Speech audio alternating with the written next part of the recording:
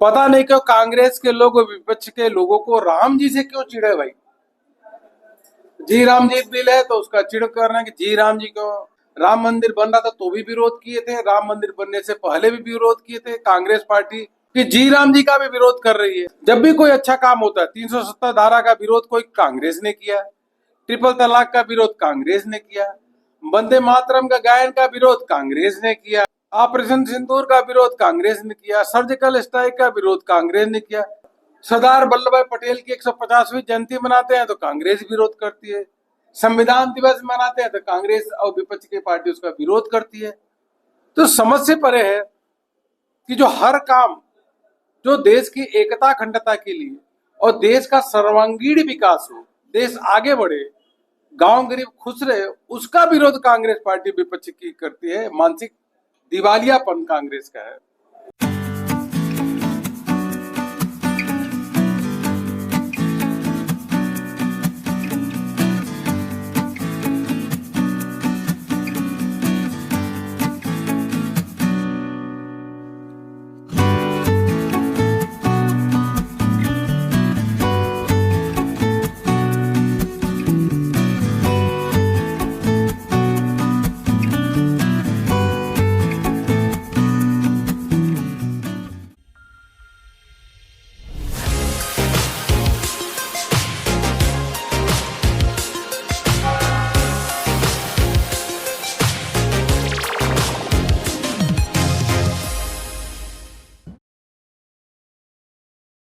सभी को नमस्कार।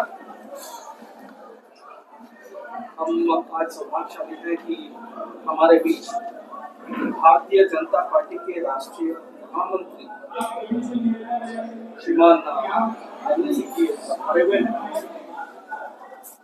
ये राष्ट्रीय महामंत्री है, साथ में भाजपा का जो केंद्रीय कार्यालय उनके प्रभारी भी है।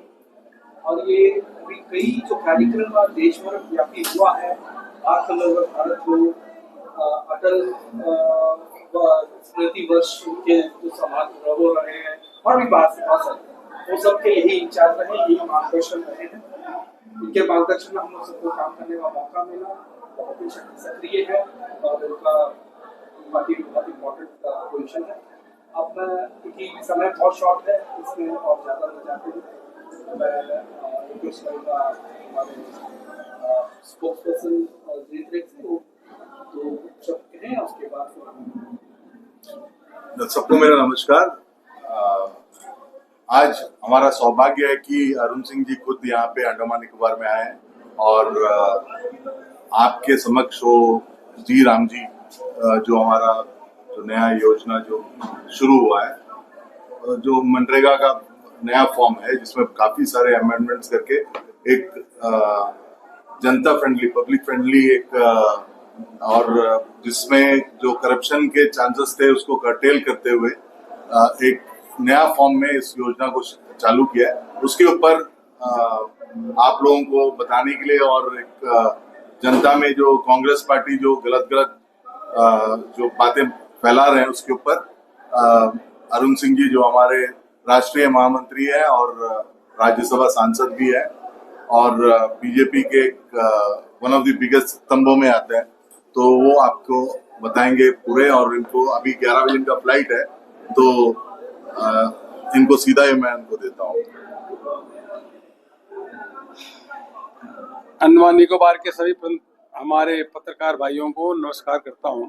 ये मेरा सौभाग्य है कि स्वतंत्रता संग्राम के महानायक नेताजी सुभाष चंद्र बोस के जो कर्तव्य स्थान है जहाँ पे उन्होंने देश की आजादी का ध्वज फहराया था, वहां पे प्रणाम और नमन करने का सौभाग्य प्राप्त हुआ। मुझे के साथ साथ क्रांतिवीर, हम सबके प्रेरणा के केंद्र महानायक वीर सावरकर जी को प्रणाम करता हूँ, नमन करता हूँ। और उनके जो जहाँ पे उनको रखा गया था वह एक टेम्पल ऑफ फ्रीडम, वहां पे जाकर के वहां पे प्रणाम करने का मौका मिला। इससे बड़ा सौभाग्य की बात क्या होगी। प्रधानमंत्री मोदी जी के नेतृत्व में लगातार ऐसे जो स्थान है जहां पे स्वतंत्रता के सेनानी जिन्होंने त्याग और तपस्या और प्राणों की आहुति दी, उन स्थानों को गौरवान्वित करने का काम हो रहा है। उसी के साथ साथ अनेकों ऐसे जो सेनानी रहे हैं जिनको जो नहीं जानते, अनसंग हीरो, उनके बारे में भी देश को बताने का काम हो रहा है, जिससे कि आने वाले समय जो हमारी पीढ़ियां हैं उनके योगदान के बारे में उनको जाने और प्रेरणा लें। मित्रों,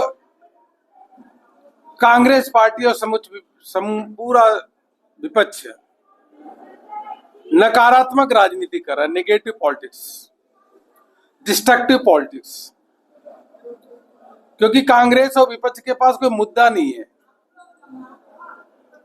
और वह समझ से परे है कि वह ऐसा क्यों कर रहा है, जबकि उसको बार बार चुनाव में हार का मुंह देखना पड़ रहा है।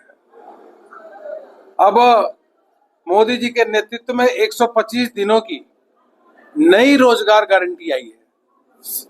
125 डेज नई रोजगार गारंटी, यह मोदी की गारंटी है। यह जी राम जी का बिल जो पास हुआ है, इसका लोग अभिनंदन कर रहे हैं कि 100 दिन की जगह 125 दिन लोगों को काम करने का अधिकार मिलेगा। पूरे देश में प्रशंसा हो रही है, लेकिन कांग्रेस और विपक्ष के पार्टी इवन टीएमसी इसका विरोध कर रही है। और जब लोगों को अधिक काम का अवसर मिलेगा, गांव और सशक्त होंगे, गांव में मजबूत ढांचा बनेगा, इंफ्रास्ट्रक्चर क्रिएट होगा, तो गांधी जी का जो स्वराज का सपना था, ग्राम स्वराज का सपना, वह साकार होगा। इसमें इनको दिक्कत क्या है? पता नहीं क्यों कांग्रेस के लोग विपक्ष के लोगों को राम जी से क्यों चिढ़े भाई। जी राम जी बिल है तो उसका चिढ़ कर रहे हैं कि जी राम जी क्यों, अरे बिल का नाम जी राम जी हो रहा था, आप चिढ़ते क्यों? ये मैं समझ सकता था कि 300 जब अपना राम मंदिर बन रहा था तो भी विरोध किए थे, राम मंदिर बनने से पहले भी विरोध किए थे। कांग्रेस पार्टी हमेशा भगवान राम का विरोध करती रही है, राम मंदिर का विरोध करती रही है, और यहां तक गिर गई कि जी राम जी का भी विरोध कर रही है। तो यह तो बिल्कुल दिवालियापन हो गया कांग्रेस के सोच का, और यह उनकी करनी ऐसी रही है। जब भी कोई अच्छा काम होता है, 370 धारा का विरोध कोई कांग्रेस ने किया, ट्रिपल तलाक का विरोध कांग्रेस ने किया, वंदे मातरम का गायन का विरोध कांग्रेस ने किया, और जब ऐसे अनेकों ऑपरेशन सिंदूर का विरोध कांग्रेस ने किया, सर्जिकल स्ट्राइक का विरोध कांग्रेस ने किया, सरदार वल्लभ भाई पटेल की 150वीं जयंती मनाते हैं तो कांग्रेस विरोध करती है, संविधान दिवस मनाते हैं तो कांग्रेस और विपक्ष की पार्टी उसका विरोध करती है। तो समझ से परे है कि जो हर काम जो देश की एकता अखंडता के लिए और देश का सर्वांगीण विकास हो, देश आगे बढ़े, गांव गरीब खुश रहे, उसका विरोध कांग्रेस पार्टी विपक्ष की करती है। मानसिक दिवालियापन कांग्रेस का है।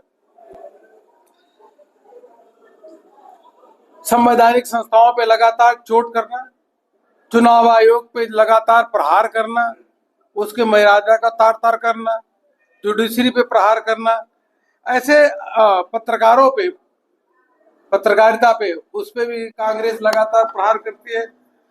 कई बार राहुल गांधी जी बोल चुके हैं, ये समझ से परे है। देखो मित्रों, मैं इतना जरूर बताऊंगा कि यह जो है, जो जी राम जी का जो एक्ट पारित हुआ है, उसके माध्यम से जो काम होगा वह काम तय है। या तो गांव में आप वाटर कंजर्वेशन, जल संरक्षण के लिए काम करिए, तालाब बनाइए, पुलिया बनाइए, या कुछ ऐसा काम, वाटर रिचार्जिंग का करिए, नंबर 1।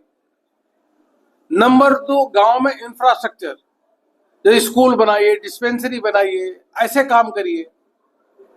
तीसरा, आजीविका, एम्प्लॉयमेंट से संबंधित है, किसी भी मतलब वहां के काम करने वाले, मतलब नारियल सुखाने का कोई शेल्टर चाहिए, सुपारी सुखाने का शेल्टर चाहिए, काम करने का कोई आजीविका से संबंधित हो, वो इंफ्रास्ट्रक्चर का बनाना हो, तो वो जी राम जी बिल से पैसा जाएगा, उसमें करिए। और एक आपदा, अगर आपदा से निपटने के लिए कोई चीज बनानी है आपको, तो उस पे काम करिए। तो कुल मिला के 4 प्रकार के क्षेत्र है, उसमें आप काम कर सकते हैं। किसी गांव में अगर स्कूल है तो स्कूल मत बनाइए, शेल्टर बना दीजिए। शेल्टर है, अगर शेल्टर भी है, स्कूल भी है, तो अगर सड़क की समस्या है तो वो बना लीजिए, वो भी है तो नाली की समस्या है तो वो कर लीजिए। तो कुल मिलाकर के यह जो है, जो गांव के लोग जो पास करेंगे, सरकार कुछ नहीं तो ग्राम सभा प्रस्ताव पारित करेगी कि हमारे गांव में किस चीज की आवश्यकता है, तो उस पे खर्च होगा। केवल गड्ढा खोदेगा, गड्ढा भरेगा नहीं। कांग्रेस के समय गड्ढा खुदा और गड्ढा भरा।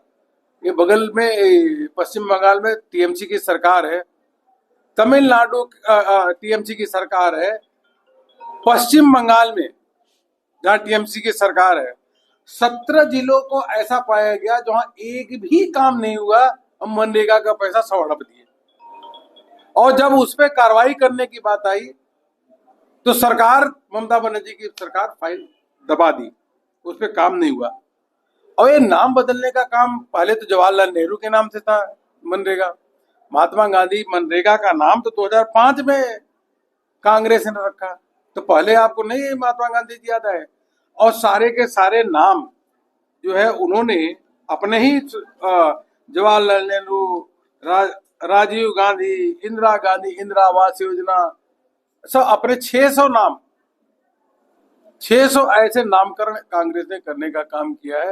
ये मोदी जी हैं जो वास्तव में देश कैसे आगे बढ़े, गांव कैसे मजबूत हो, गांव कैसे स्वावलंबी हो, गांव में कैसे खुशहाली आए, उसके लिए काम कर रहे हैं। इसलिए गांव और किसान आज मोदी जी को जहां एक और अभिनंदन कर रहा है, वहीं गांव के मसीहा के रूप में देख रहा है। मित्रों, यहाँ अंडमान निकोबार की जो अभी मैं देख रहा था, इतने स्कीम 92,000 करोड़ का प्रोजेक्ट यहाँ पे चल रहा है। अनेकों ऐसे प्रोजेक्ट अंडमान निकोबार में चल रहे हैं जो यहाँ एक क्रांतिकारी बदलाव देखने को मिलेगा और देखने को मिल भी रहा है। इतना बड़ा अगर विकास देखेंगे तो जो इन 11 साल में विकास हुआ और जो पहले जो विकास हुआ कांग्रेस के समय में, कई गुना विकास यहाँ पे आज हुआ है और आगे बढ़ रहा है।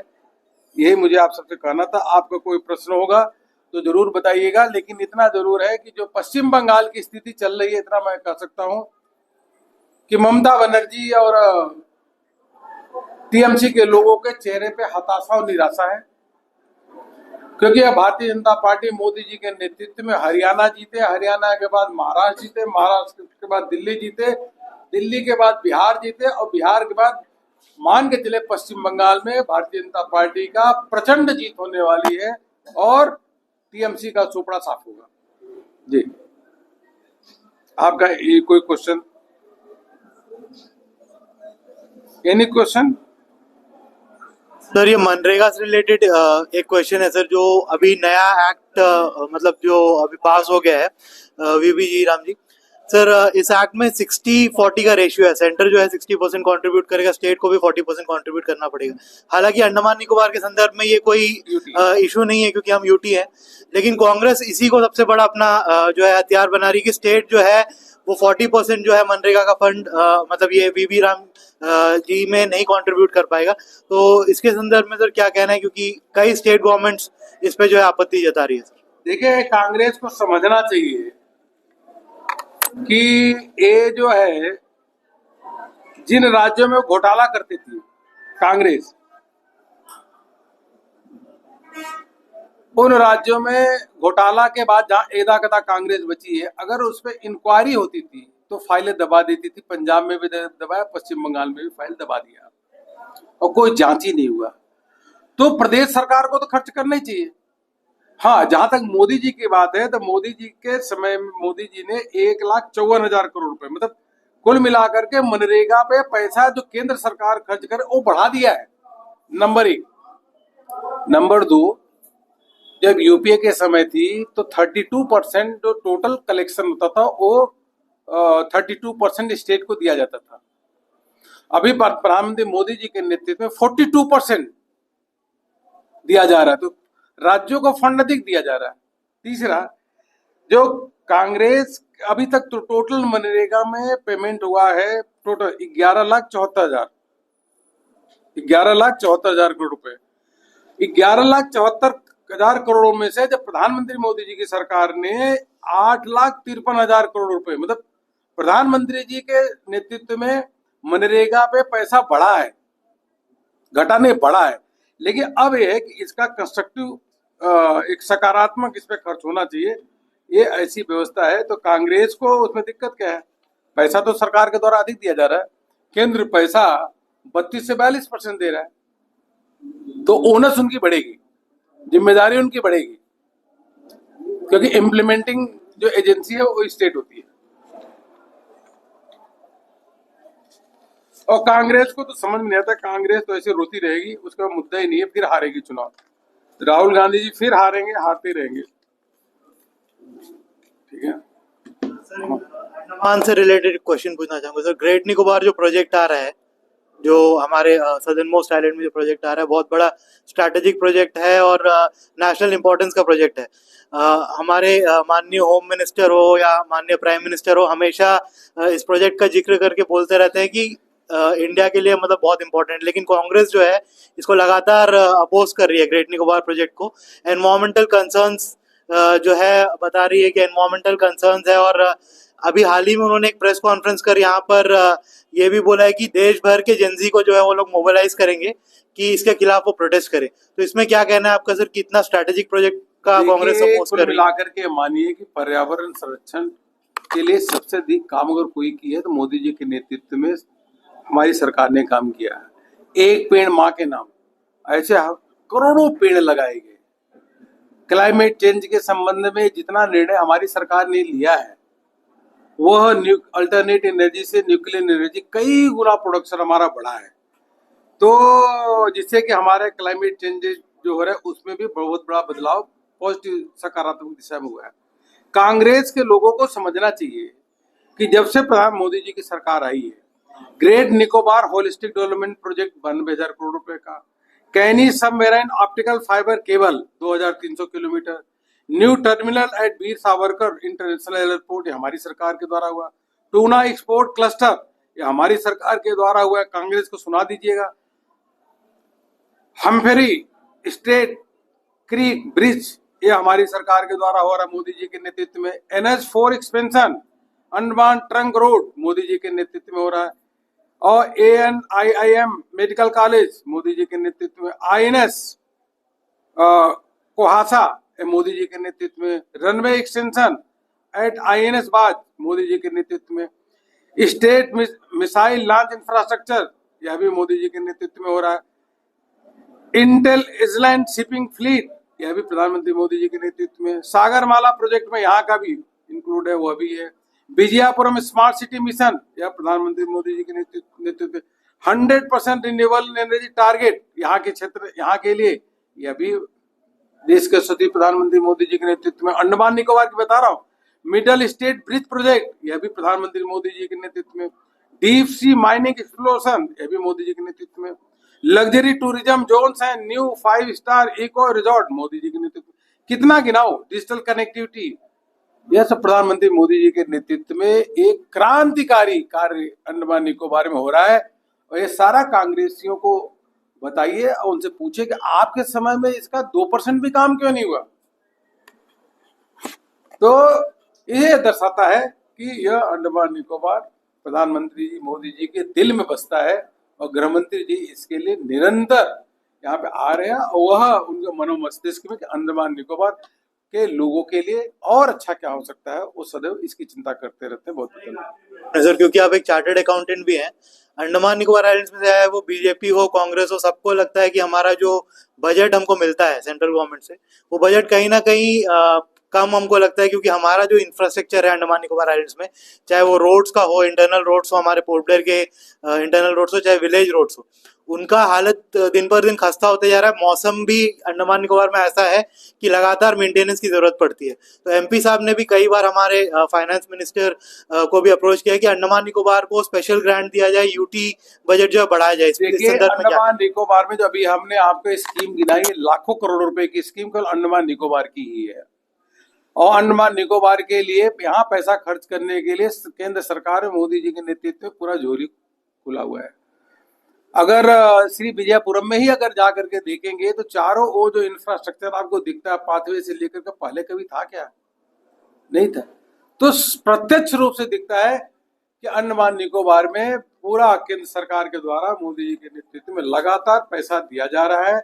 और 20 परियोजनाएं जो मैंने आपको गिनाई, वह सब कुछ देश के यशस्वी प्रधानमंत्री मोदी जी के नेतृत्व में हो रहा है। अंडमान निकोबार में और अधिक पैसा खर्च होगा, इतने मैं आश्वस्त कर सकता हूँ, क्योंकि हम सबके दिलो दिमाग में अंडमान निकोबार बसता है। भावनात्मक रूप से हम लोग यहाँ से जुड़े हुए हैं।